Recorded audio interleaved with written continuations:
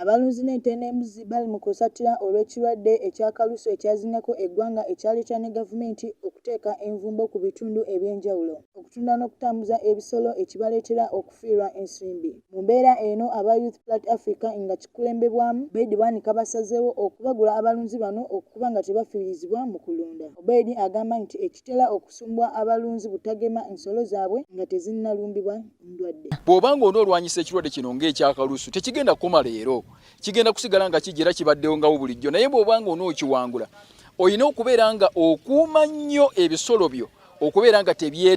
Ye omukugu w'okulunda embuzi JB Magezi abasibiridde entanda kw'ebyo ebiteekebwa okukolebwa okulaba nga balunda embuzi zaabwe. Wano abalunzi we bavuddeyo nga bawajjanira gavumenti eveeyo wa abalunzi eddagala ettuufu kubanga erisinga ku katale era bawanjagira gavumenti okubawa emisomo egikwata ku kirwadde ky'akalusu.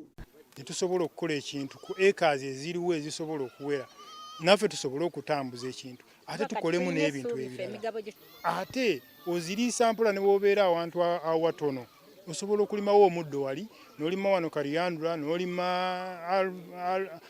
alfa embuzi n'ozisayira n'ozitwalira ne zirya ng'oli watono. Anifa Natabi, MRU TV.